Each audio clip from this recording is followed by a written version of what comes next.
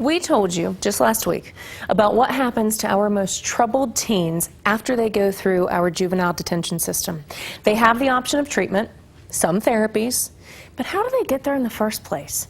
There are challenges you may not have realized, and Brittany Costello looks at all those in tonight's ABQ Forward Team Report. How do you know Delana? Are you two friends? At this point, Did you plan to kill people together? No. it doesn't matter how they got here, only that they're here now.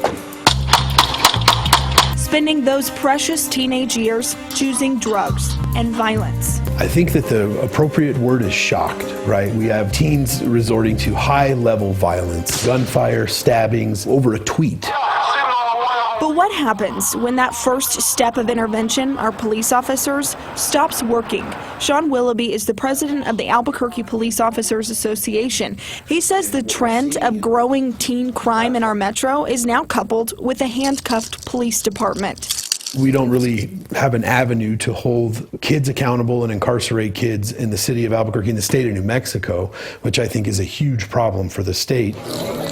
When it comes to teens, law enforcement doesn't have the power to detain them. That belongs to the Juvenile Probation and Parole Division operated by CYFD. Whether or not a teen gets locked up depends on how many points they've racked up in the CYFD system.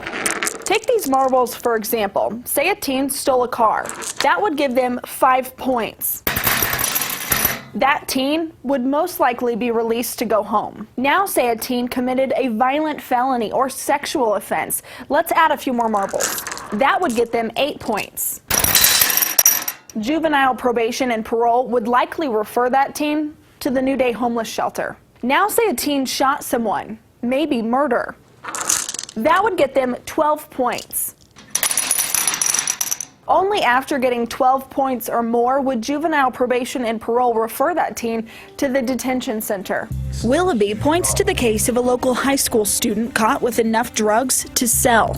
According to police documents, he also allegedly punched his dad in the face. An officer called to have him booked into the juvenile detention center, but was told no.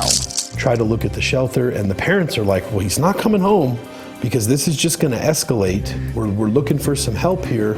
We're looking to change this child's behavior so that he has a chance to make better decisions, and the criminal justice system just falls short. Officials tell us most misdemeanors are handled within the juvenile probation and parole. They'll send them to counseling, maybe give them community service. Really the goal, I think, for them is to try to meet the child's needs, see what they can do at that level to prevent them from coming into the system. Other more serious cases end up on the desk of Diana Garcia, Bernalillo County Deputy District Attorney. Her office is nearly overwhelmed with more serious cases involving what's called youthful offenders.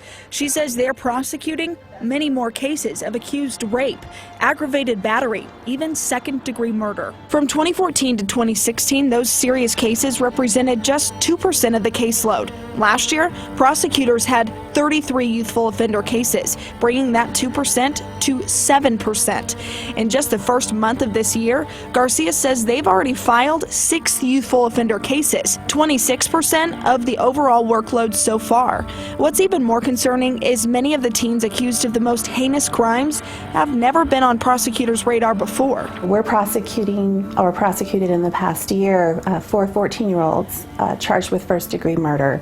And there again, they had a very limited history. APD is trying to find other ways to intervene with teens during those earliest signs of trouble before their files ever get to Garcia's desk. Lieutenant Roger Legendry is part of the department's Youth Engagement and Education Division. Often when youth get involved in the juvenile justice system for the minor crimes, the chances of them reoffending goes up dramatically.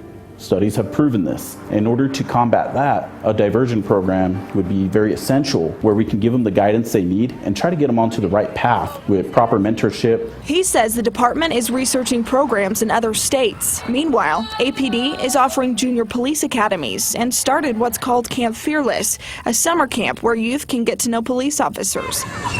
And starting this year, they'll be going into local elementary schools to read to children in an effort to become a presence even earlier. When there's a respect for law, if there's a less chance of them committing a crime later on, it's only going to promote citizenship.